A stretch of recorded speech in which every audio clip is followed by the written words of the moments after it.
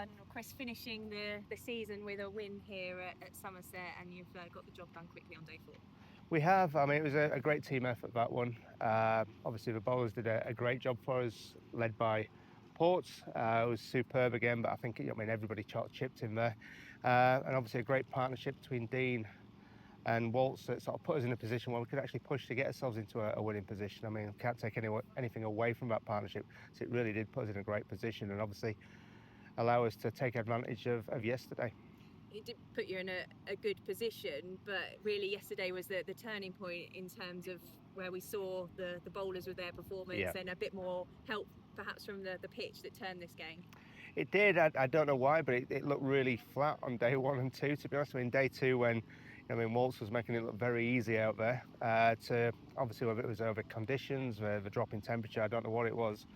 But the wicket did it did do a lot more, and it continued again this morning. So it's interesting in that respect. But yeah, I mean, Ports took full advantage of it. If there's anything there, he usually finds it. And he led from the front there, which was great.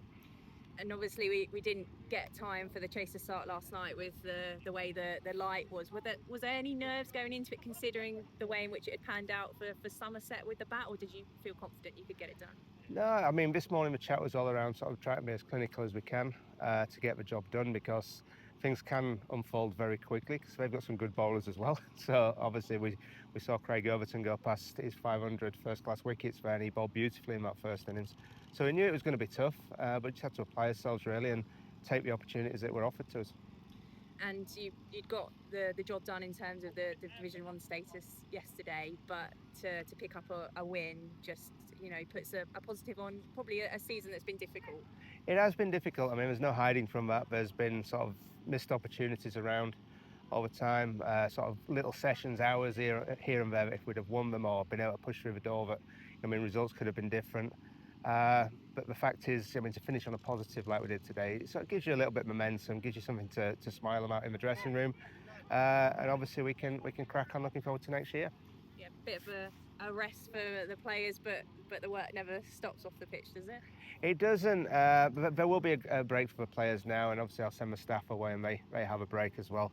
But yeah, we'll be back in third week in November. We'll be back with the academies, the age groups and things like that. So, back to work really.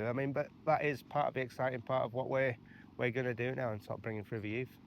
And confident you've already made a couple of additions for next season. We know the injuries and the availability issues you've had this season, but the chance to build on from here.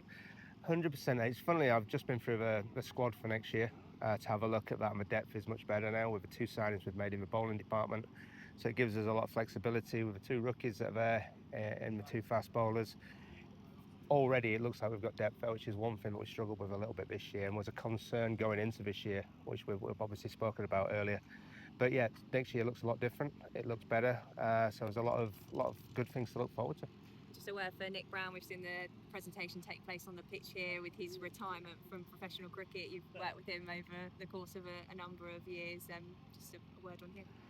He's been brilliant. I think it's a privilege really to have.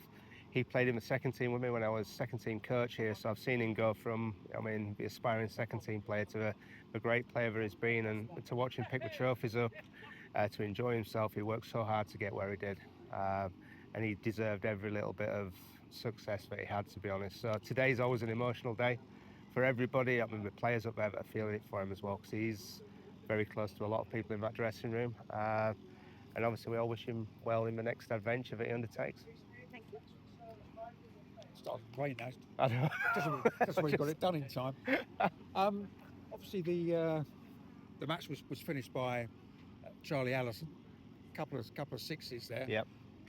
What do you feel that he to me has been probably one of the standout players this season. What do you feel that he's brought to the side and in this match as well?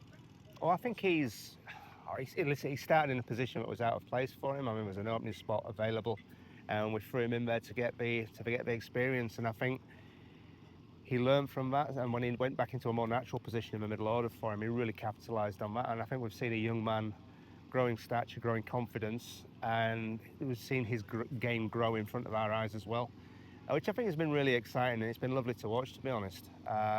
He fell just short of his 4th century up at Warwickshire, which would have been great, but I think you look back on the season he's had and the contributions he's given us to the team, and the effect he's had on games for us has been absolutely superb. So I think for a young man to do that has been absolutely brilliant to watch.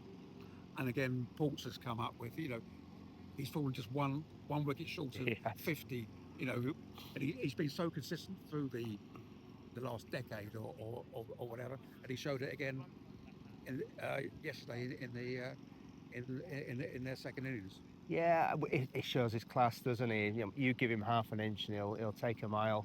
And we knew that, and funnily enough, we spoke before he went onto the field that we had a silly session in us somewhere, and one of those sessions where Ports gets on a roll and the game changes very quickly.